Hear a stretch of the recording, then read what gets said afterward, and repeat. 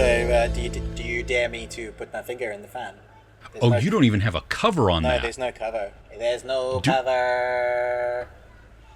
Yeah, so it's plastic. It doesn't know. It's fine. Luke, I am your father. Wait, let's see if it works. Wait. Look. Oh, that's my nose. Look. I am your father. Oh my gosh.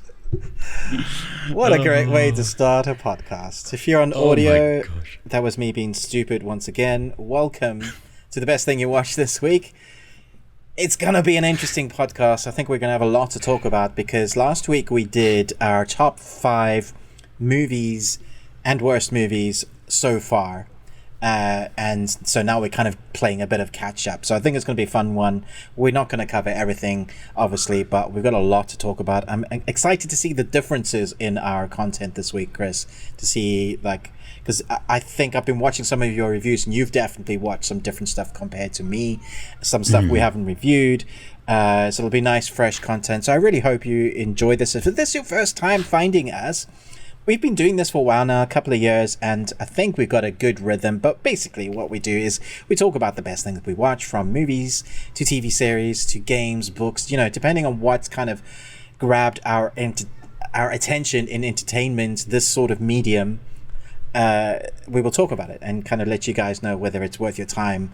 And then if it's not worth your time, in our audio exclusive side, we would talk about one that didn't quite grab us, or maybe was poo. And we also do an original review of a film we actually haven't seen maybe 10 years or never seen. It might be a first time watch, which is what we try and go for. That's in the audio exclusive, along with entertainment news. And as I dry out my throat, what else do we do in that audio segment? We talk about things that we are looking forward to in the coming week to just put on your calendar, make sure that you're up to date on your watch list if there's anything that bubbles up. And we don't need that. Oh my gosh. For those of you on the audio, we are getting a great view of Ruben's armpit as he holds open his shirt so that the fan can air him out. So For context, UK is having a bit of a heat wave, but more so, lots of humidity. Yeah, so it's not even that hard. It's just like with the humidity, I'm dying. And because I'm frumpy and have a round disposition, I feel the heat more than those that are vertically challenged. That doesn't quite work. No, that didn't work at all. Horizontally challenged.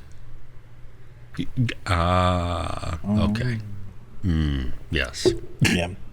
Anywho, who won the competition for last week? Did anybody guess? Yes. And okay, so Red Comet and Tara Briscoe got 2 out of the 3. Oh. But the funny thing is, the middle one that they both got wrong were the correct characters in just not the right movie. Oh, interesting. And then Nostromo knew the right answer for all of them, but only gave the answer for the middle one. Chris Retzlaff was the one that gave all 3. So take that what you will. Congratulations to all of you. So nice. The movies, the answers was Heat, Manhunter, and Last of the Mohicans. I wasn't getting Manhunter. I don't even know if I've seen it. Oh, really? Yeah. Ooh, that might be one that we watch in the coming weeks. Okay. Because it's been a long time since I've seen it. But the common tie, the theme for that one was Michael Mann movies. Yes. Yeah. I did not realize that Michael Mann had done Last of the Mohicans. No. I didn't. I mean, I know it now, but yes, of course it did. I've seen it a number of times, but my mind has never put Collateral and Heat director to that. To Last of the Mohicans, right? Right. Yeah. Such a different and I would genre. have to, well, and it's been a long time since I've seen it, and I would have to, it'd be nice to go back and watch it with that mindset of knowing who he is and his works. Yeah. And seeing what similarities in his storytelling and filming are. Does he carry those over even though it's a different type of genre? Yeah, I just remember being sad. It's a sad movie. Yeah. And I don't believe they used... Well, no, there was like West Studi, I think, in there, but Native Americans were mostly... Yeah, if you were to redo it with our... I like to say that we're waking up a little bit to other cultures, then hopefully you would go along that route more.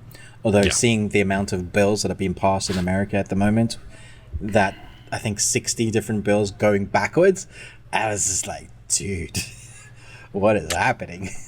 Yeah, that's a whole different podcast. That's a whole different kettle of fish, can of worms, spam and rice. Fish. I don't know. Ugh, gross. Okay. Are you ready for this week's? Yeah. Okay. Number 1. Out here, everything hurts. You want to get through this? Do as I say. Now pick up what you can and run. You know the movie. I trust everyone. It's the devil inside them I don't trust. Then, number 3.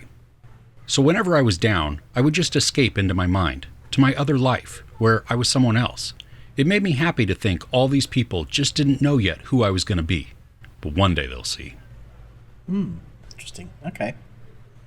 There is a theme, just to let everybody know. So, there you go. Let us know in the comments. We will give you a shout out. Next week, Ruben, question? Yes. Okay. I'm just reminding myself what the question is. Okay. Yeah, this is quite good. I guess I'll ask the two because okay. So my first question, it's a double one, is what band would you take with you on a desert island? What one band? Okay. And the second one is time traveling. So if you were given a one-way trip one time to time travel back into the past, but it was to fix something, what would you change?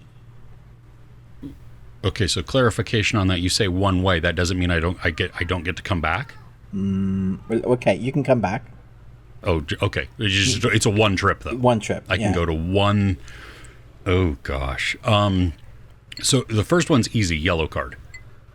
It would be rude of me to trap them on a desert island with me, but they are my favorite band, and so there you go. Nice. Time traveling, what would I go back? Man, I almost want to say I would want to try and do something just personal, so that it's a ideally less of a large scale change to the world. Effect, the butterfly effect would be different. But depending on how far you go back, if we're talking about this type of timeline, because there's many different ideas of what would happen. So whatever your theory is, if we're talking about you touch something and then the butterfly effect happens, that version. Mm-hmm. If you change something in your personal past, do your kids get born? Do you meet your wife? See, I wouldn't go that far back. My kids would already have been born. Okay. So yeah, it would just be. Which would be interesting, though, to see but I'd never know then because would I know? That's another question. Will I remember how things were and now that they're different, or do I not? Because nobody else would, because it's their original memory. Yeah. That's the confusing thing about time travel. But yeah, okay, what about you? Who would you? Yeah, it's a tough one. Between Bon Jovi and Muse. Who were the guys that did the score for Tron? Daft Punk? Yeah. Yeah, maybe them. I think they're my favorites. Or just like, I said band, but I'd be like a composer. Hans Zimmer or John Williams. They can just compose while I'm walking around, and they can play their instruments. Use the orchestra. Sorry guys, you're here with me on this island now. Can you play my favorite like indie movie and Trapped in Time with me? Talking about time traveling, I don't think I would. I just wouldn't use. Just wouldn't do it, huh? No. Yeah.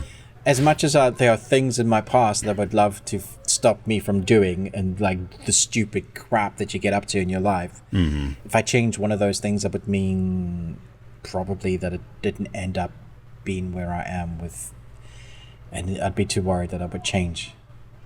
Could be for the better, I don't know, but it could be for the way worse. Big risk there. Yeah, it is massive. Yeah. So let us know, would you go back and kill Hitler? Would you go back and stop the atomic bomb from ever being created? Or would you do something personal like Chris? The lottery numbers. That's, yeah.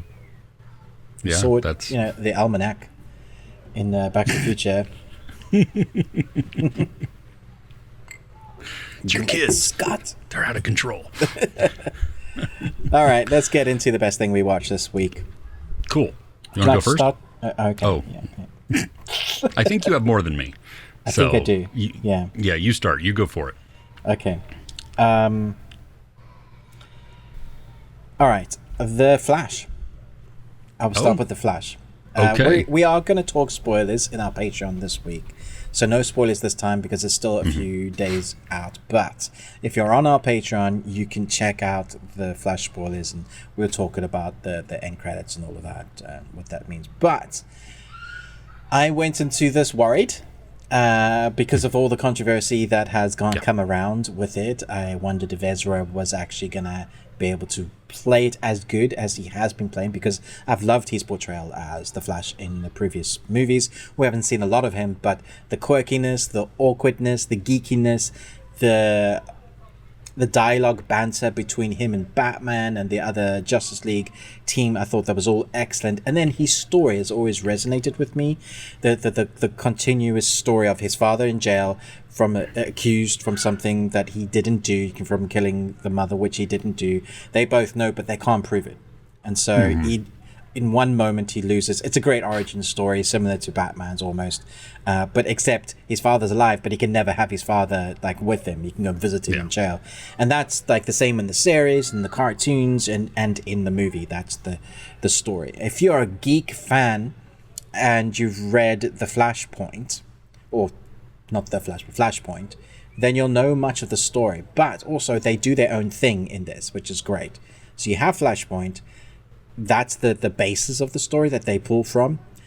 But here we get just the ultimate geek joy fest. And it does feel like there's a bit of a trend coming now, where we've had Spider-Man and we had, I think it's fine to talk spoilers there, where we bring in all the other Spider-Men.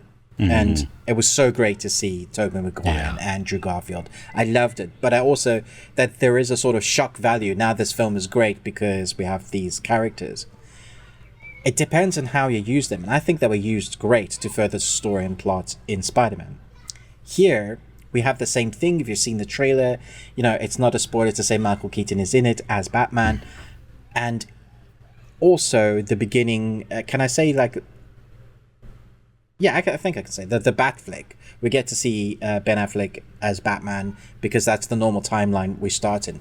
I wish we had that Batman, that version of Batfleck doing a movie with the suit by the same director, because the scenes we get from him are so good.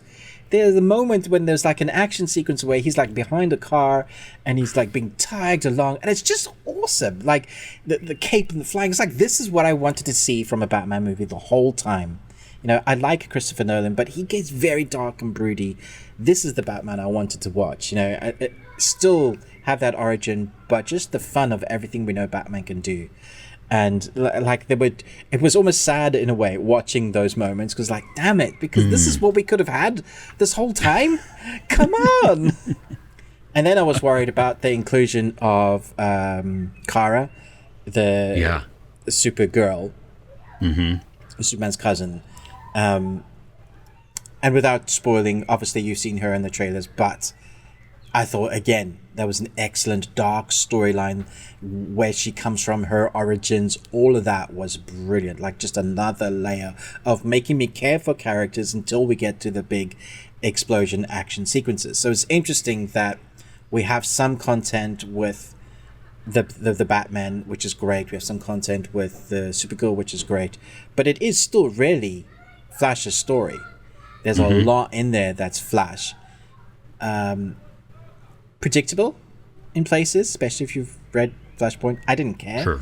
I thought the balance was interesting when we get multiple Flash. What they do with that, the dialogue, the character development, the banter, having to one Flash that knows stuff, one Flash that doesn't, seeing how those worlds collide, I thought was a very interesting way to go, and really a lot of fun. So by the time we get to that end, I was just like, man, this is fun. I liked this movie way more than I thought I was going to. I, like you, was a little worried, actually a lot worried, going in. And some of my favorite moments were the interactions between Barry and Barry. Yeah. Because you have Barry, I think, 10 years older than Barry in the past. And, so one without powers knows nothing about this, one that has all of this knowledge and wisdom from what happens. And those conversations, I mean, almost like younger Barry's a moron, but he's not totally. He's just naive, and he's just a little ignorant of what... There's also a lightness to him, isn't there? Which I thought was interesting, because you see how his life has changed. Yeah, it really is. And then you get kind of a like a Shazam moment when young Barry finally gets his powers. And seeing that, because I think that's that's a natural thing that we don't always see with superheroes. Yeah, when they, it's totally, it's what I would do. Like, when I can do this. See ya. Yeah, and so many laughable moments within there that just, it was great. I liked Kara a lot too, or Kara. I thought that was great. Dark, brooding. Would love a film arc with her. Actually, I would love a film with her. Actually, I think she's excellent. Yeah. I gotta talk about the special effects. They were the special effects when they were in the time zone looked unfinished.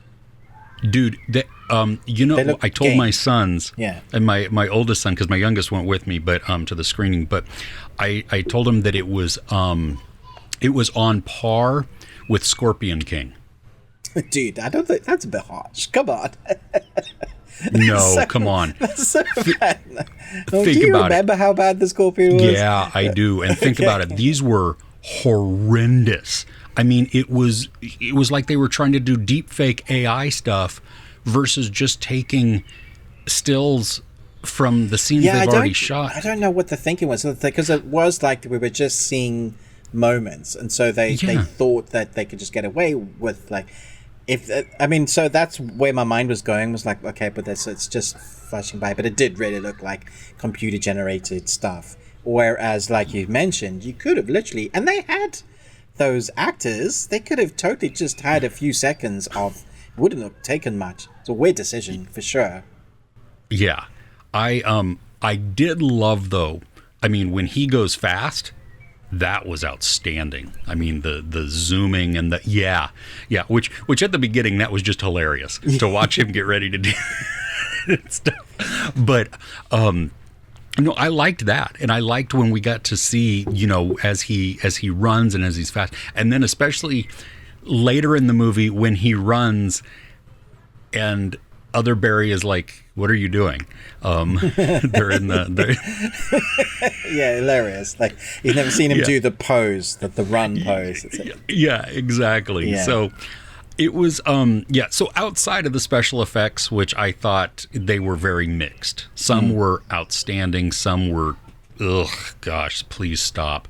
And even like Anthony Machete came out and was like, no, that was supposed to be like that way. Yeah, I don't think so. I don't think that's, no. It didn't bother me like it bothered you. Oh, yeah. Well, because we've had so long to work on this movie. Yeah, true. This is what you give us. You have no excuse, really. Yeah. Yeah. Especially when Flash running around fast and doing things and all those special effects, those look great. So, but yeah, no, I ultimately had fun with it, and it was way better than I thought it was going to be. So what did you it will be, rank it at the end? In the end, I think 4. Okay, I think give it 4 out of 5. That would have been mine. There are some special moments in this that I wasn't expecting to. I was on a 3.5, still really enjoying it, and then there was one moment where, if you watch my channel, you'll know that I was just like, dude, this is for the fans moment. And I was just like, yes, I want to see that so much. It's sad and happy at the same time. You know what I'm talking about, Chris. You guys have watched it, know it. We'll talk about that in the Patreon. I'm sure I do know, but oh yes, I do know. Yes, okay. I know what you're talking there about. It yes, is. Yeah. So there you go. All right. Was this on your list even? No, just because I had to cut things down just so that I didn't have 10 things like a friend of mine to talk about. I might have to cut a few out, Chris. Okay. Well, so I was on vacation last week. My wife and I went away. And when we came back, I don't know how she found this, but my wife had found this new series on Peacock. And it's called Based on a True Story. And it all of the episodes dropped at once. It's 8 episodes. They're about 30 minutes each. You've got Kaylee Cuoco, Chris Messina, and Tom Bateman as the stars. And the premise is it is riding off of the popularity and the obsession, at least in America, of true crime and podcasts. That mixture together. Just not ripping off the Hulu original one? Only Murders in the Building? Yeah. Nope. Oh, okay. Different. Okay. Their Only Murders in the Building is a mystery trying to solve the crime. Yeah. That's not what this is. All right. Okay. It is very, very funny. I do worry, and I had mentioned this in my review, that I do worry that because they use so many things that are current in the zeitgeist right now, that in several years it could feel very dated. I don't think a lot of TV creators have that in their mind. They want to know that it's popular for right now. Like, do they come into a TV series project with longevity in mind? I don't know. That's a great question. It's a good question. You want a mixture, right? Because you want it to be relevant for right now and some of that hook to get the buzz right now. Yeah. But you don't want it to be so much on the nose and so relevant only for right now that later it becomes just poo. It's like using technology in film. Exactly. Really, because it ages very quick. Very quickly, yeah. This, though, is... I mean, we were engrossed in this almost from the get-go. The pacing is really good. It's, like I said, hilarious. But the characters, they're back and forth. Intrigue is built. And I became very invested in the characters, even though they're not always good characters. You know, they're doing things that you're like, ugh. So many things, though, caught me off guard at first. And it was like, so you have the first, at least third of the series that has you thinking one way. And then from there, it changes. And the story takes on a different sort of life, building on what had been previous. And I thought it was pretty unique. I'm excited to see where season 2 goes. I hope we get a season 2 because it's Yeah, very unexpected and fun. So, I mean, everything worked. There's gore in it, which was crazy. There's some violence because it's surrounding, true crime and a murder. And, yeah. I love Kaylee Cuoco. I think she's a great actress. It's just not in the UK. So I do wonder, like, they need to get it out there more if they wanted to. And it's so weird that they just... Because Peacock has a presence in the UK on Sky, at least. Oh, really? Which is a fairly big brand, yeah. So you would think that they would do a licensing deal there. So I don't know how long it's going to take for us. But we often get stuff that's late, like even a couple of years. And by then, the TV series has either garnered a audience or is cancelled. So, yeah, with these, you never know. It's unfortunate because we have so many great series that start out well, that look like they're going to live the life of, this has got a good premise and a great idea, great cast, but can't get enough of an audience. There's a bigger world out there than the United States. Yeah. Well, I don't know if you can even subscribe outside of the US. No, you can't. Not legally. You'd have to have like one of those things, a VPN, and have an American address where you could say that that's where you are. Which gotcha. Is, yeah, not. I don't. I think that's past the gray area. Well, some of us did watch the third season of Dairy Girls early because it was airing in the UK before it was airing in the US. I don't know who that was, but. Okay, so what's next on your list? Right. Okay, so my wife's away. She's with her friend. She's relaxing. So here's me. Like I can't sleep well when she's away. So it's like 1 o'clock in the morning, and I'm like, I'm gonna put something light on. I don't need to be watching zombies at this time of night or some sort of scary thing. So I decided to put on one of my favorite episodic episodes. Whenever there's a new episode, it's nice to watch it. Like they're contained, but it's nice to watch it to get you in a really good mood to laugh. And what is it actually called? It's the Grand Tour Eurocrash. So I managed to watch half of it because I was really tired by then, and I watched the second half this morning. And my sons came in to say hello, and they both stood there, kid you not, in the corner of my room watching the second half because they immediately got absorbed and just laughed like the whole way through. So we have our James May, who's the older daddy with the silver long hair, and we have obviously the other two that just take the mick out of him the whole time, and that's pretty much the formula they have. This time it's the Euro Tour. They have 1,400 miles to drive, but not only have they not done this on their tour before, but they have to do it in the most ridiculous cars ever. And so one comes with like a Cruella de Vil car, but of course James May comes with a car whose top speed is 38 miles an hour. Oh my gosh! It sounds like a motorbike, and he is so small that you can literally drive it into shopping doors. The sliding doors. You can drive it inside. So you can imagine the shenanigans that they get up to. So in amongst them showing you culture and all the stuff that we're going on the tour with them. And the stuff they say about the cars, because they know cars so well. I love hearing it come from them, their passion behind it. But it's really their presence, their camaraderie, their friendship that is so funny to see what they get up to during the nonsense. At one stage, they're going to a waxworks museum, and the characters are so stupid that they don't actually look like the people. There's a similarity, but they're trying not to laugh their head off because it's so bad. So they end up stealing one, and they put it as a companion in their car because it makes them happy. So whenever they're feeling a bit down and they're like a bit like slow, they just look at their companion and that makes them happy.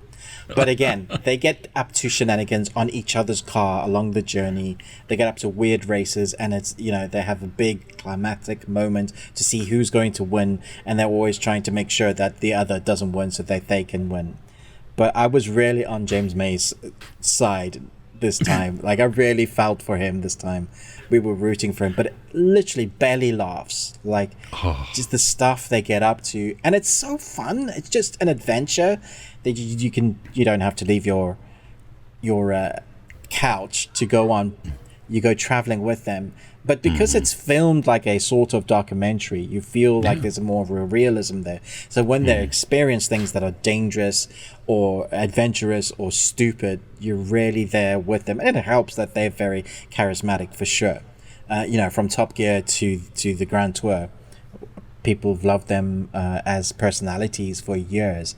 And I'm glad to say that I think their formula is the way they should keep going now. Like, doing the specials, and each episode is a different special. That works so well. Each episode is unique. They start off this one by going, well, we can't go there. And they're like, why not? Because terrorists. And we can't go there. So why not? Because terrorists. And we can't go there. Why? Because terrorists. It's just like, and you're like, they're not wrong. There's a lot of that going on in the world.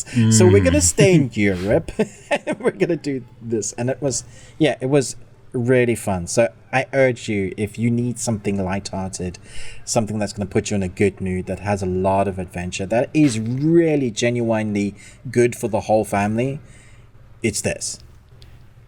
I love that this is a car show that you don't have to be, that for non-car people. Exactly. Yeah, that is and you talk about the danger and how it feels like. I remember the Scandi flick, the last one that came out. I mean, James May went to hospital because he crashed his car, and it was not a bit. It was that was real. Like a legitimate crash. They were really worried. Yeah, he was driving through that tunnel. Yeah, and then it was horrifying. Yeah, it was. It's really tense. Yeah. So that's awesome. Yeah, no, I will have to give this, because I love watching those. And you're right, the specials were always especially on Top Gear, those are the ones that you would always revisit. Yeah. Because they were just, what type of horrendous things are they going to do to each other? And the stuff they do to each other's cars in this is just, I was just like, what are you doing? Yeah. Well, I can only imagine with James's tiny car. I mean, you could do everything with that. The threat of the car that they have to drive if theirs breaks down. Oh, yeah. Brilliant. Oh, so nice. Good. Nice. Very cool. Yeah. All right, so the next one on my list, it has not come out yet. So I will be staying away from every kind of spoiler known to man. Cool. It's Secret Invasion on Disney. It's Marvel's new Good Gravy. I really enjoyed it. It is different from so many of the other, as Ruben shakes his head in disgust. I like, when I saw the teaser trailer, I was like, it caught my attention because it looked different. Like, the presentation felt different. And so far, the first 2 episodes have felt that way. They have been, it's spy thriller type of thing. We have characters that we have seen. We also have brand new characters.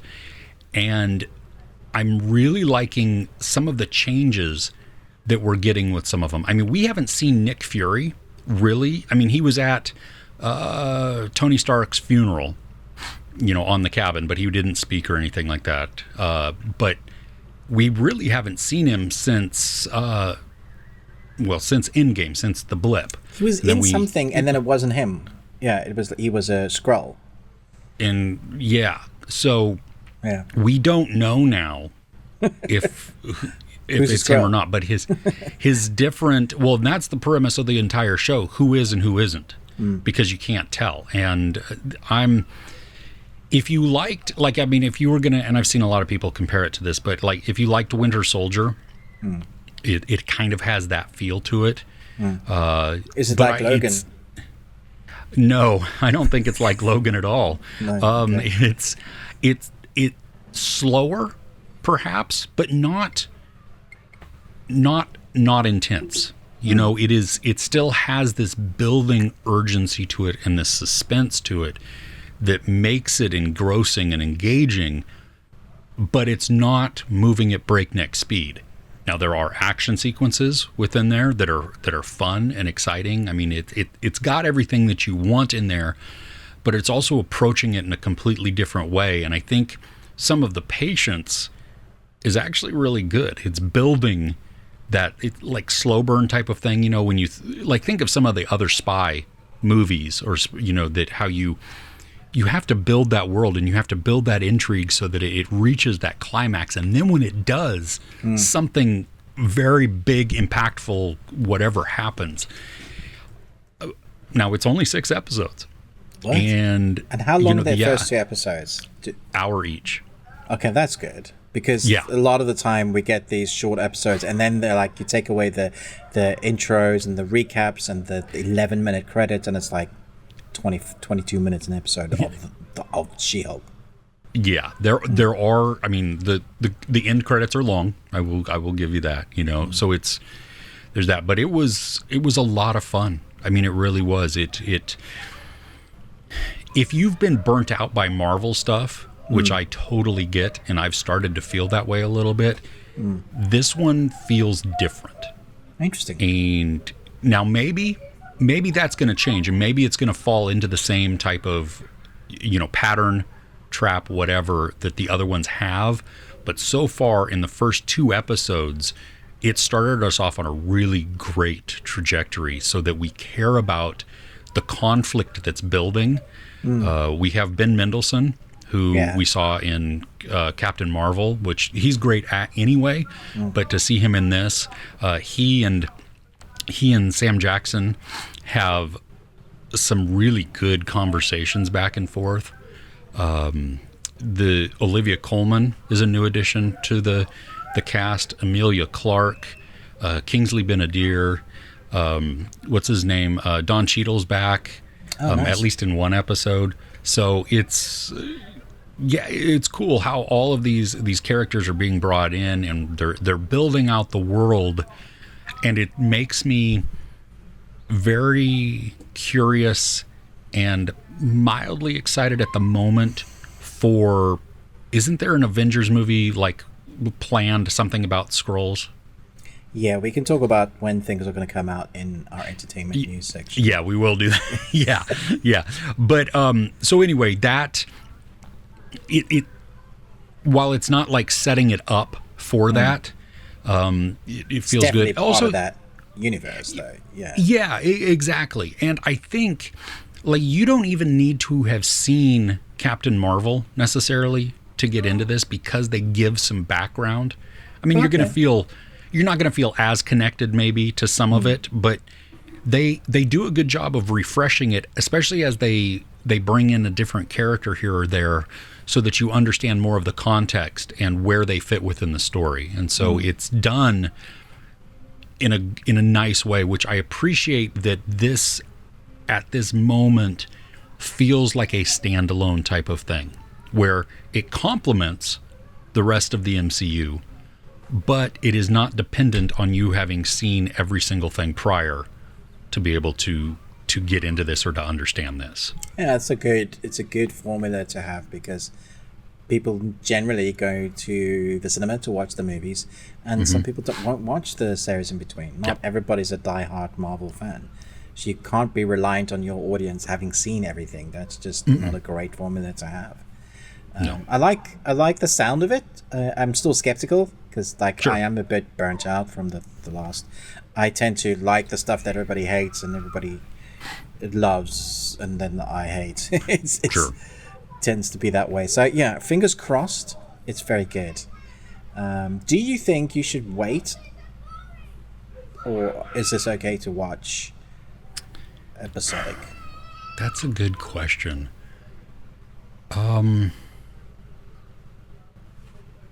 Maybe watch the first episode, and see how it captures you. Do you like the tone of it? Do you like the look and the feel?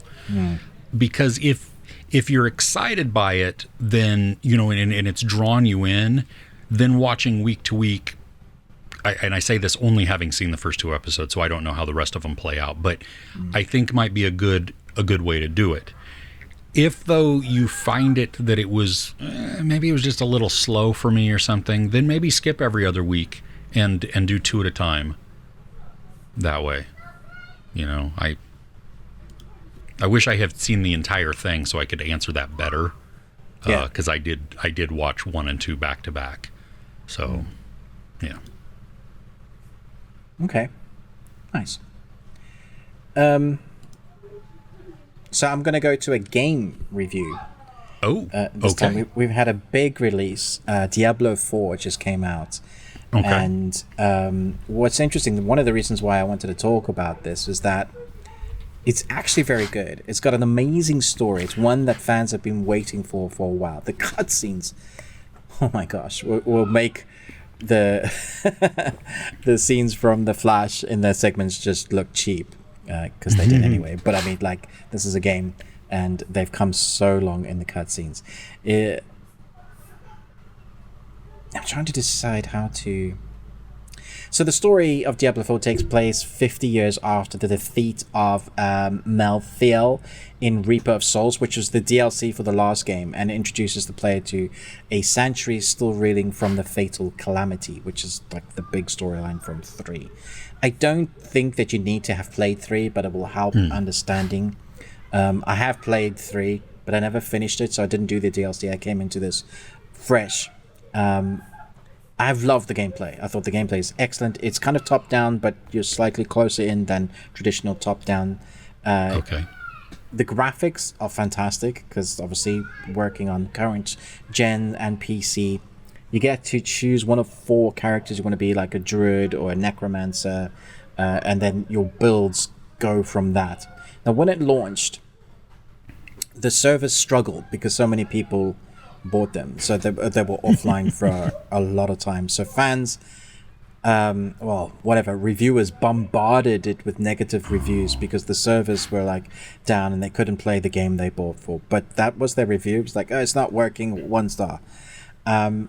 And since then, like, I had the same issue. I couldn't play for that first day. Went back the next day, no issues since. Like, I just gave them time to sort out whatever was the issue. I haven't had this much fun playing a game in a long time, and I'm really, like, for this style of game, I'm really loving how they've incorporated cross-playability as well. So my son's on PC, I'm on PS5, and I can play with him and my other friend, you know, so we can do that. And there's a number of... I think it's more than 4. You build a clan and you can choose whatever you're on, and there's different tiers of worlds of difficulties. Now I'm started 1 because I know my skill level, and they've started at 2, so I jumped on their world, and it's much harder now. But I'm at level 35 and they're at level 15, but the baddies are level 35 for me and level 15 for them. So it has that connectivity, so you can still continue your really clever. You can still continue your adventure and leveling up and all the gears and the legendary items that you're going to get for your character, but still be playing co-op with your friend in their storyline. And so that is just, I don't know how they do that. I think it's just genius. It's great programming. The map is massive. Like, every time I think I've figured out like another bit, because it's one of those maps, the more you discover, the more it opens. So you can't see anything. You see it like it's all covered up, and then you discover, and then it opens up, and you're like, "Ooh, what's over there?" And it's monsters. Run. The power tree that you get is very cool, because every time you level up, you can put a power into something, and then put it on the amount of powers you can use. So you have like 5 on your tree, and they all kind of like time. So you hit one, it doesn't move, and you got to wait for it to like 10 seconds. If it's a big powerful move, you got to wait 45 seconds. And then you have this massive tree of powers that you can change up throughout, just to see what works well for you. And then you get these legendary items that you like, oh, this is the best item ever. You level that up, and then 2 levels later you find something else that's better, and you're like, damn it, now I've got to dismantle this because I need the items and it's hurting me. And then you find a look that you think you look awesome, but then you find some other crappy piece of item that is stronger than the one that you're wearing, and you're like, but thankfully they've thought of that. You can dismantle your piece of item, your clothing, and once you dismantle that, you get the ability to use that look that you liked on the item clothing that you're wearing. So you can wear a skull that looks poopy, and then you have the design of the thing that looks great. So even though the poopy thing you're wearing might be stronger, it can look awesome, which is another clever design. So now we have the side quest and the main storyline, which is all about Lilith, who is coming to wreak havoc. Lilith demon, her design is awesome. All you have to do is watch the kind of first video. I think it's online as well, like of her coming into the world. And my wife was watching with me, and she's like, well, that's incredible, because like she has this curtain that's her wings that's connected to like the backdrop. It's huge. Like it's like a vein wings, like a dragon's wings that's connected to her, and then she has these horns, and it's just stunning design. So you know that she is powerful. Like, it doesn't matter how strong you are, you're going to need some friends to go on this adventure with you, and that's where this game comes alive. Between the loot system, between the cross compatibility, I'm thoroughly enjoying this. It's a definitely hop on and hop off whenever you want to. There's no like you can jump and save whenever and play with whoever from whatever system they're on, for the most part. And I just wanted to flag this up because I think it's a great game. People have spent years and years working on this, and to review bomb it because it's like had a bad server issues on one day, that is not a review of the game. Play the game. No. If you don't like it, then review it. But for me, this is like top tier. It's really fun. Nice, very cool. And you mentioned PS5 and PC. Is it like on Xbox as well as across all? Okay. It says consoles, so. Oh, okay. I presume so. Yeah. Yeah, and probably like on Steam. Definitely or something like that as well. Yeah. Okay. 100%. I doubt it's on Switch because it wouldn't really have the power to run it. Yeah. Well, and Nintendo's a little different typically with their stuff. Yeah. So they are. Yeah. Okay. Yeah. So what's next on your list? This movie, only because of how fun it is, but Extraction 2. Hey. Cool. This was on my list as well. Oh, good. Because, I mean, honestly, the only thing I remembered from Extraction 1 was the one-shot scene. I remember it was violent. I remember it was a lot of action, but that was it. I didn't really, and I remember he got very, very wounded at the end. We thought he was dead. It did, he fell into the water. Yes, and I'm so glad that it picks up right from there. That Extraction 2 sets that stage so that it's not like, well, 3 years later, and then you just see this. No, we need to see how he gets to where he is, and even why he is recuperating in the way that he is, you know, and recuperating faster or training or anything else, because there's a moment that pushes him to do that. We need a montage. Yeah. So we do need a montage. Yeah, we got one. The action is stunning. You mentioned it in your review. There's one point where fire happens, and Chris Hemsworth is on fire, and he is still battling it out. Such a great scene. And I mean, you brought up a really great point of just the choreography that you need to know where to stand, where everybody else needs to stand, so that, I mean, while their clothing is fire retardant, their hair is not, and their face is not. Nope. So you have to, I mean, you know, when he's throwing punches and when he's walking and everything else, I mean, they have to take all of this into account. And this was during the one shot. That is the one shot, and the temperature was way below zero, and the snow that you're getting is all real weather. So they're doubling. Oh, dang. Yeah. So it's unpredictable then also. Yep. That's, oh gosh. The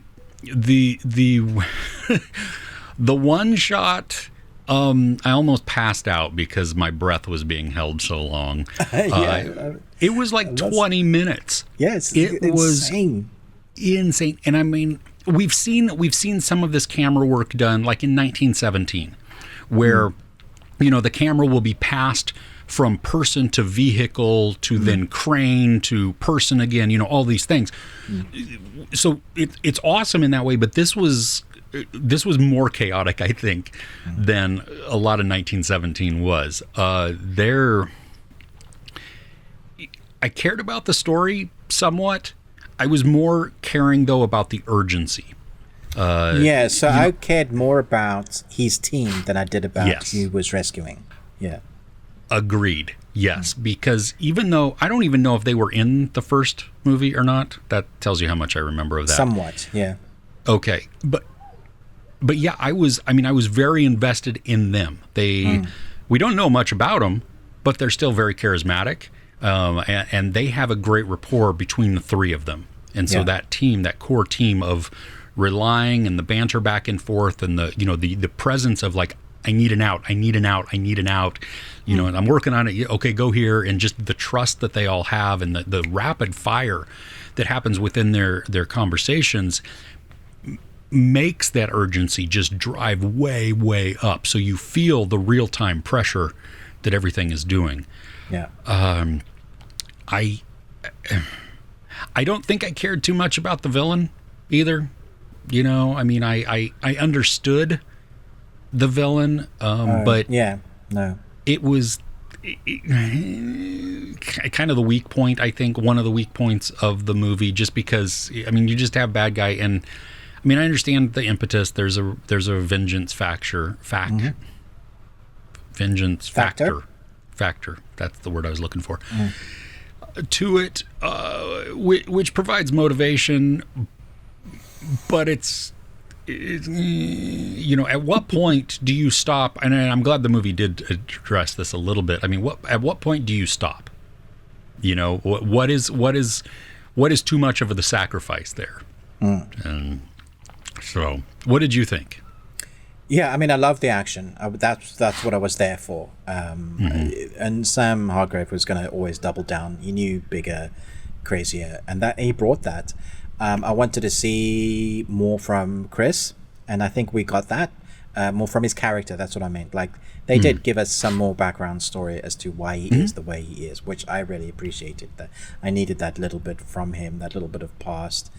But at the same time, I just wanted to see Asgard's ass kicking ass, and that's what I got. Yeah, that's all I wanted. Yeah, I mean, it's like Die Hard in a building, Die Hard on a train, Die Hard in a prison. Yeah.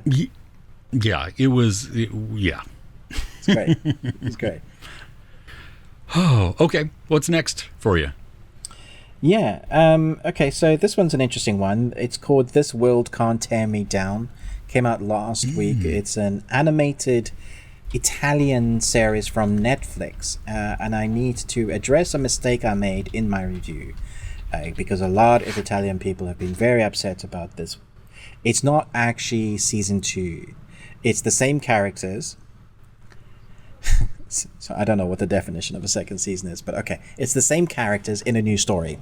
So we had one story, which was season 1, and now we have another story, which is... okay, so this time the story is called This World Can't Tear Me Down, from Zero Care. I'm decimating Spain. Anyway, there's definitely two sides of the coin of people that like or dislike left and right wing Italians. For me, I thought this was excellent. It really showcases life, but picking up some of the harder topics to talk about. So in the first story, never mind season 1, in the first story, there was suicide. That they really tackled well. And I remember just like having like a gulp in my throat for a lot of the episodes. So he has a consciousness that is represented as a armadillo, animated armadillo that speaks to him, and they have like this banter and argument. Imagine like what your consciousness would look like. For him, that was this armadillo, and he banters back and forth. And then he has these friends, and it's this young adult, not kid, that needs to learn to grow up a bit to realize what life is actually about. And so you see a sort of coming of age, but then you see like some of these themes that they have to tackle this time round. Man, it tackles a friend on drugs, friends that change, immigrants, and how society looks at them. How we think that we understand them, and we put our own perceptions and personas on those people. Even we talk about them in certain ways until we actually have a conversation with one. You realize like, oh, okay, we knew nothing. We thought we knew something. So it shines a light on all of that, and then still comes down to friendship that was broken. And again, what you think you know about the friendship, what people are actually going through. And it does it in a way that is funny, that is real, but it also is very quick. So the dialogue is super fast Italian speaking. It's the only time I would recommend watching the dub, because even the Italians in the comments were saying, yeah, that was too fast for us. The way they speak is very quick and punchy. People are having conversations that sometimes talk over each other. You know, they really know each other well. And then you have someone else jump in. Someone will say one line and then finish the sentence. And so if you're reading the subtitles, you're missing out what's going on screen because you're really trying to concentrate. So you probably can, because I know this generation has grown up with anime and stuff. So we're used to reading a lot of subtitles. Yeah. However, this time round, I would recommend watching the dub, because it really does help. And it's Italian Roman, so I want to correct that as well, because people have corrected me. So with the dubbing is English but with a British Roman accent, which is, so it still places you in the zone of what it's meant to feel like and be like. That's good. Nice. I have not. I remember it because it came out November 2 years ago, I think. The first one, Tear Along the Dotted Line, I think is what it was called. Yeah, that's right. And and because I remember you reviewing that as well. So cool. I controversial. I would call this season 2. But okay. Whatever. What did you do, Chris? I know, right? They're gonna come for you. Okay, so I guess maybe more controversial. The next one on my list is Black Mirror season 6. Oh my gosh! How split? Everybody, there is. I have not seen, at least yet, anybody was like, yeah, that was okay. It's either been, oh my gosh, I love this season, or this is the worst season ever. Worst. It's so funny. I wasn't expecting that. I really thought people were going to love this, like everybody, because I did. I was shocked by those extreme hating it, and I don't know why yet. But like you and I had talked off air, just the possibility of maybe it's because of the difference in genres that this new season introduces. For me, that's what made it. Yeah, that's what the creators did on purpose. They even said in an interview that's why they went that way. They don't want to keep rehashing the same old sci-fi futuristic technology gone wrong. They want to do something different. They want to take what they're known for, but also have some creativity behind it. And that's what I got. Yeah, and you still get the technology gone wrong. Oh, you have those cautionary tales. Yeah, absolutely. I mean, the first one, that's how it starts off. I mean, it's every episode. I love the Inception esque. Dude, it's just like when I thought I understood, I was like, wait a minute, what? Right when we get to the part where Michael Cera is in the episode, I was like, wait a minute, wait.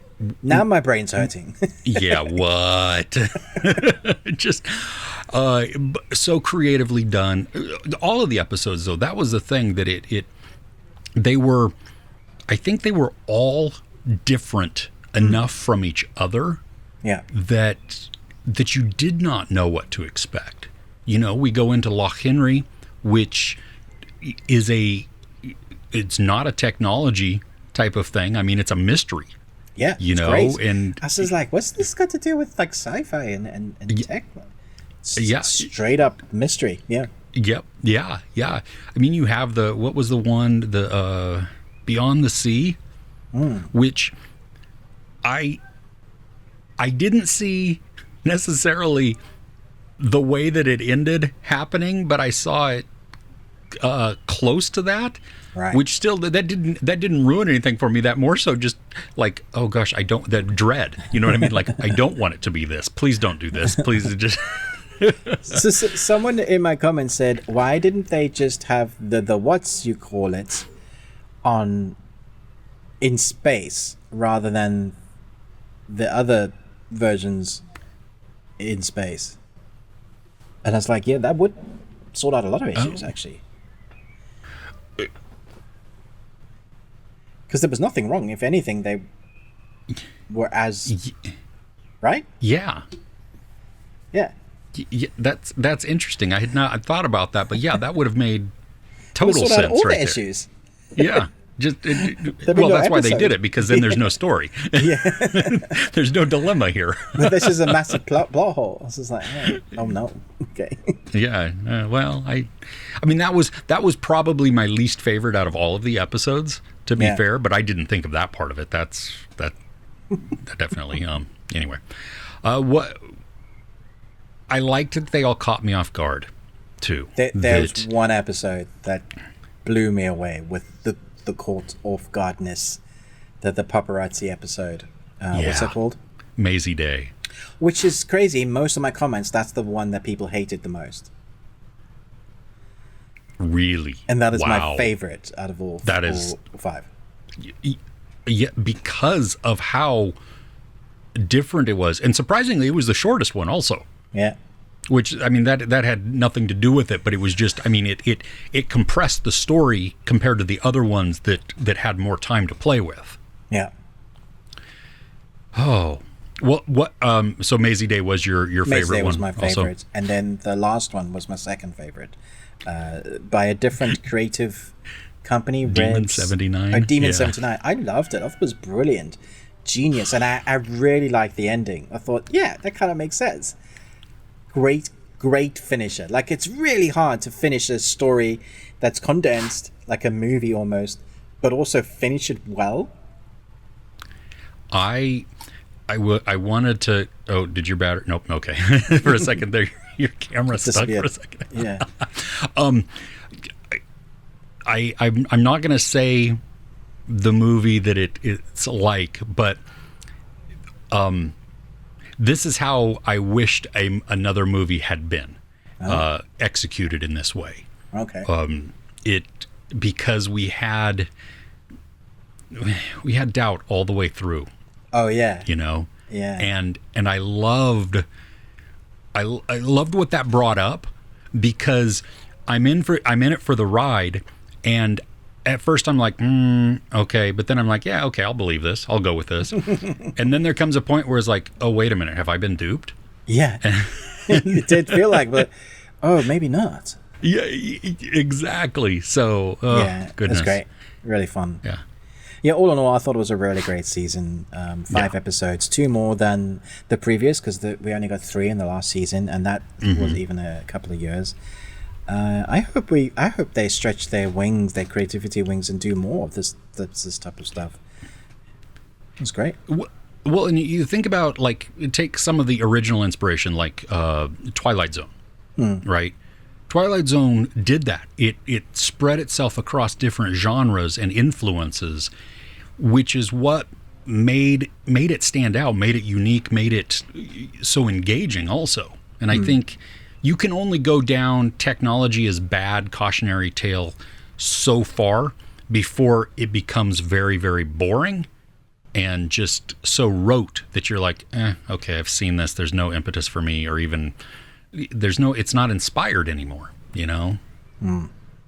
Yeah, I 100% agree. I don't know what to talk about. Which one? Okay. Black Clover, the Wizard King is a new anime feature film, based off of the anime. There's a little bit of, they're not sure whether it's canon or it's not canon. I think it's canon. Okay. And you kind of need to have watched the anime, but also you kind of don't need to have watched the anime. It's one of those that, like, if you don't know what the characters can do, that's fine. You will see what they can do. If you don't know how they got to that point of becoming that strong, that's fine, because you will see what they can do. And the story is a 2 hours anime of wizard kings, our group, the Black Clovers, and these knights are protecting our kingdom from a wizard dude that wants to destroy everything so he can recreate it in his own image because he thinks that it needs to be done. And at one stage, this is how the movie starts, the current Wizard King seals the bad guy in a little thingy because he has that sort of magic, and we think we're never going to see him again, but of course the series happens and he cracks open the seal and he comes and he starts his big calamity. Now it all starts in a stadium where we see our characters fighting each other to see who's going to be get a higher rank in, because that's how they work. And then the bad guy takes that, encases them in a big shell, and we have a big fighting action movie. Now this doesn't let up on the action at all. There are moments where they're talking and they're dumping exposition so you understand what's happening, but while they're dumping exposition, they're fighting. So like no one can say, well, this is one of those where they show don't tell, or they don't tell and they show. No. They're telling you and they're showing you at the same time, which works great. And I know we've meant to have this over a year ago. They kept on pushing it back. I can only imagine it's to polish up those big action set pieces, which they do a great job. This is where this type of action shonen anime shines best. That you've had 167 episodes to give you background story, so now your characters are coming to show off what they can do. And this is what I love with the anime films, because it's all of them with their best ultimate movesets fighting these guys that are way stronger than, even though your characters that you know and love, Asta, which is the main character, is a guy that everybody in this world gets a, what do they call it, a book, a grimoire that gives them a certain power. Except Asta's born without any power, and he learns to become powerful. He gets a grimoire that is anti-magic, and so everybody fights. He can negate magic, so it's like a sword. So the way he's the guy without magic. He can negate magic, and then he gets another demon sword along the way in the anime that can stop other types of evil magic. So he has two massive cloud swords. If you ever know Final Fantasy and Cloud with these massive swords, it's two of those, and he's super strong. And so we have always this one kid that's the guy that we kind of need, because when you get somebody that's so strong, it doesn't matter how strong you are. If there's this person that's got unfathomable power, what's the thing that you need to do? Take away his magic. And so we have that kind of incorporated into the storyline. That's great. There's absolute ridiculousness. The Black Clover's base of operations has this weird thing where if you go inside, it immediately starts to sap your magic power. But that's to feed it, because it can change shape, the actual base. And so there's this other character that comes with them, that her magic power is she has sheep that cooks. They manifest themselves as actual sheep. They're amazing chef, and they chop up all this type of food, and the more food that you eat from her really amplifies your magic power. It feeds you. So they're eating food while their magic is being sapped. So it's and balancing out so that they can transform the house into a flying ship, so they can go and attack. It's just absolute bonkers. But it's that sort of, it's full out bonkers action, and when you get the action set pieces, they really come into their own. You know the theme off by heart if you're a fan, and there's certain cues that come in when things are bad, but you hear that cue, you're oh, he's gonna do the ultimate move. It's that sort of thing. I think the fans are, as far as I can see so far, have really enjoyed this movie, but it just makes them want the anime to come back, and we've waited a long time now for it to come back. So yeah, that's me gushing about anime again. The Ruben anime segment. Well, what about like the animation? I mean, like, you know how the backgrounds sometimes are just kind of static, Yeah. or barely there, and it's only in the forefront. How did they balance that? Yeah, this is when they do films, they tend to do more there, because like the standard episodic thing will be your main characters will have the movement, and then the background characters sometimes don't even have faces. You know, it's that sort of thing, which is so weird. As far as I can remember thinking, none of that stood out to me. I think everybody was moving, a lot of fleshed out characters. They have a bit of 3D, but that's like used to make the world more alive rather than making the characters 3D. So there's a mix of 3D and 2D to make the landscapes feel bigger, lived in and big, and but yeah, it's when they're swinging their swords, it's the blurring of colors, the screaming faces. The most shouty anime film I've ever heard. I mean, these characters basically shout every bit of dialogue at each other, regardless of what they're saying or what they're doing. It's just shouting. It's that sort of like action. You know, Asta, our main character, is the one that shouts. He's the one that is the guy. Remember Independence Day when they do the speech? This is our Independence Day. It's that. He's that motivational speaker, but for everything. That's how he lives his life. That's the character he is. And it's always much louder than that. You know, he's like, come on, we can do this. He's like, but have you seen the bad guy? Screw that, we can do it. Nice. Yeah. All right. The last one on my list, you may have a bunch more, which is totally fine. It's a movie that's coming out this weekend that I got to see a couple days early, and it's been on my list to see ever since I didn't even see the trailer at first. I only saw the poster and the tagline, but the movie is called The Blackening, and the tagline is "We can't all die first." And so it's definitely playing up the trope of killing off the black character first in a horror movie. This is a predominantly black cast. Okay. It is hilarious. Oh, it's in good. A lot of spots. Okay. I was able to guess the twist, not necessarily the motivation for the twist, but the twist. That didn't ruin it for me, but because there's still all of these one-liners and just biting things that make it very, very funny.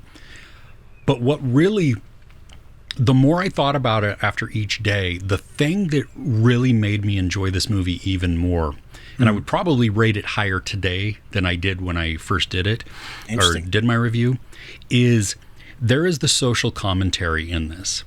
And while the commentary specifically is speaking into the black community, it also has a universal message also. And the way that it's executed, I thought was wonderful, because it's not preachy, but it's still very pointed, very direct, and then supported by humor. So it takes away maybe a little bit of that bite, but doesn't change the realness of what it's trying to say. The movie is violent. Oh, really? I mean, like, think back to the original Scream. You know, that one. I'm not saying this is the exact same. I think Scream is probably done better because it's even more self-aware. But it used comedy and violence and horror to build that suspense and, you know, just to create that tension. This movie, The Blackening, does that also. And the characters are well done because you have a big mix of characters. They go to a cabin in the woods for a Juneteenth weekend. It's a reunion. They haven't seen each other. Most of them haven't seen each other for a while. They're going to play games. They're going to drink, maybe take some substances, just to have a good time. And I mean, even the fact that they're at a cabin in the woods is called out upon. You know, right. I mean, serious. Why are we here? And yeah. All the tropes. Exactly. Yeah. And they use it for so much fun. There is my biggest fear, and I had said this in my review, is that I'm afraid white audiences are going to avoid the movie because there's going to be the misconception that it's going to just be all white people are bad, and it's actually not even talking about white people. I mean, right. That is brought up in certain little aspects, but that's not the main point. That's not well, even the point. I'm glad you mentioned that, because there is a lot of content out there at the moment that is like white people bad. You see it, and white people can be bad, but it's nice to know that we aren't all bad. Well, yeah, and that's not even the movie. That's not the point, And I know also, because I am not qualified as an old white man to talk about certain things, but I know there are cultural references. There are things that are going on in the conversation that I am unaware of, right? That I absolutely cannot relate to. I've never lived in that. There are things that I can relate to that they talk about. There are a lot of points where I'm laughing out loud, but I also noticed in my theater, which it was predominantly people of color, but there were audible reactions to certain things where it didn't resonate necessarily with me, which that's fine. It wasn't meant to, But on the whole, I walked out of there with a huge smile on my face. I was like, that was a lot of fun. It was funny. It was very, very tense. I mean, like, I was on the edge of my seat.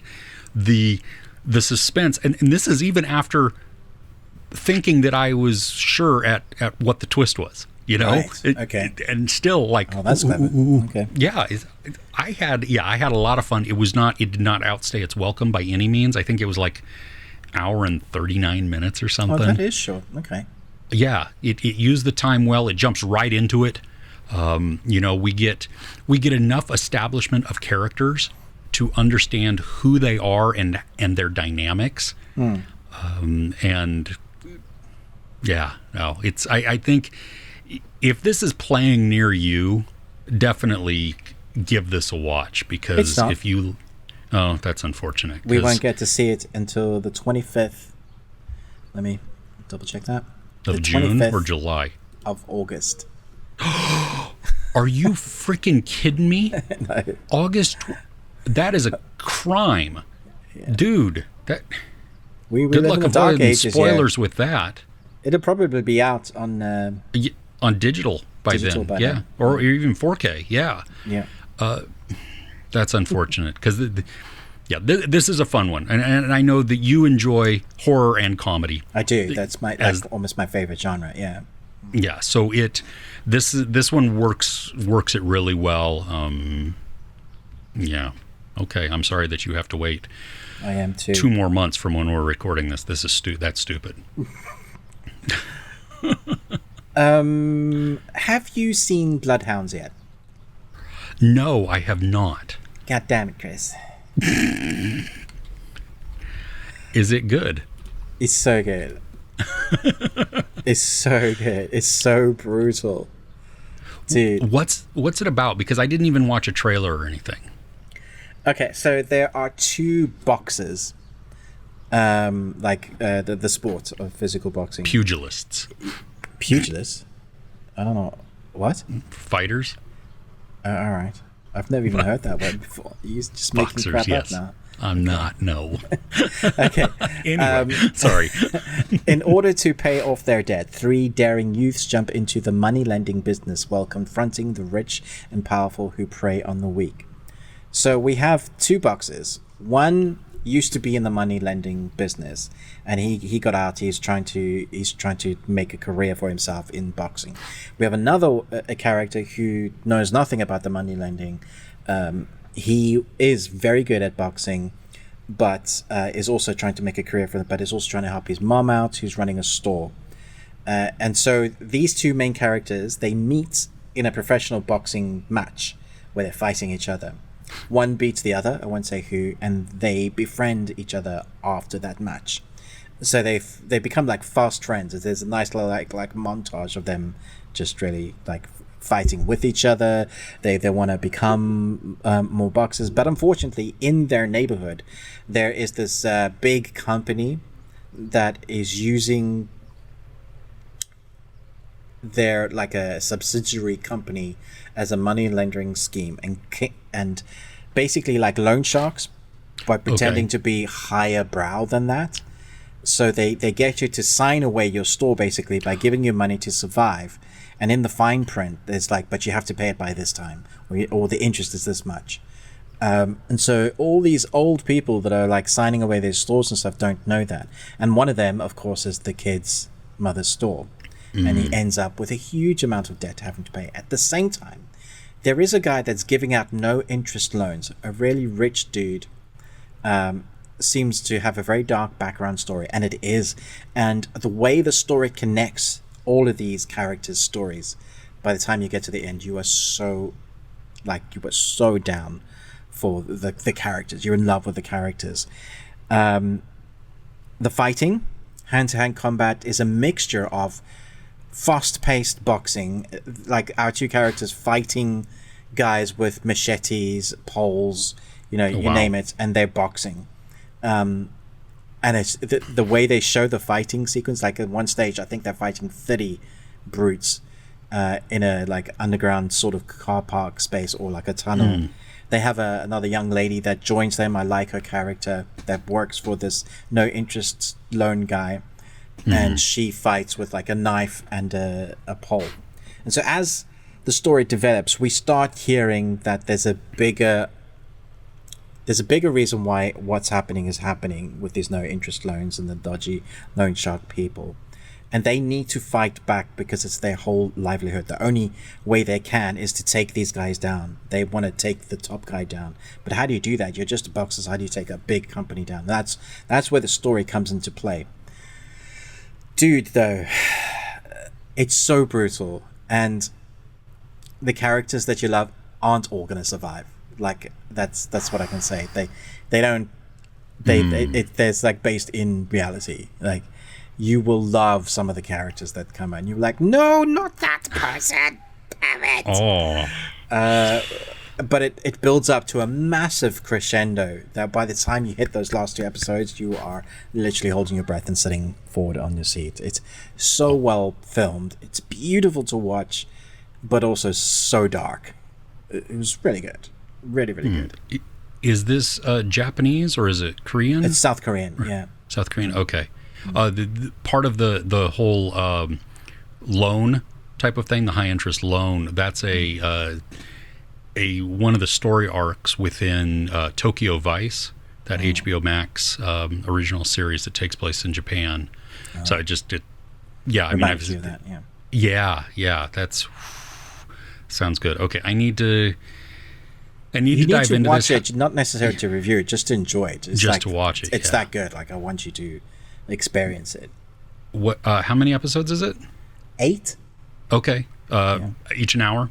Yeah, about. Yeah. Okay. Yeah. That's fine. But I mean, it might be a bit long in the tooth, but I appreciate the background and the story for everything that we're getting.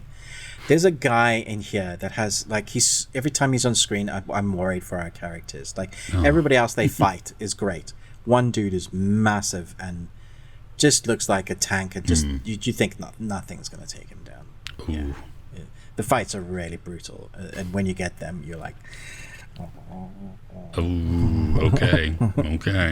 Yeah. Watch it. All right, you have anything else? I do, but I don't think I need to bore anybody else with more. Okay. All right. Well, hey, this has been quite the list. That's what happens when we take a week off, kind of. And so we hope that you have enjoyed this, that there have been some things for you to maybe put on your watch list if you've not seen them yet. Don't forget to like, share, subscribe. Ruben with the Ruby Tuesday, me, Chris, Movies and Munchies. We have our Patreon opportunity at patreon.com/thebeardedones. It's linked in the description below, and you can see it on the screen. And for £1 a month, you get access. I think we have over 60 videos now in there. It's insane. Yeah. There's so much content in there. A few of them are outside the paywall, so you can get an idea of what to expect. There's different tiers, but that first tier, that first entry, £1 a month, which is like, I think $1.30, $1.40 US, something like that. So anyway, we invite you to check that out. The costs, or the funds from that, the proceeds, go to help offset costs of this production. We also have a podcast, as Ruben had talked about. There's an audio exclusive part. So you will get everything you just watched, but then there is more. But wait, no. So we're going to be talking about the worst thing maybe that we watched in the last 2 weeks. We've got entertainment news. We've got things we're looking forward to. We're also going to be discussing a movie that I had never seen, and I think you'd never seen this either, right? I've never seen it, no. It's a Norwegian film called The Burning Sea. So we're going to dive into that as well. And if you happen to go over there, I mean, you can search the best thing we watched this week on pretty much anything, any platform, podcast platform, that is. And if you head over there at some point, if you could rate and review us there, that would be outstanding as well. I think that's it. So, hey, we will see you next week. All right? Take care.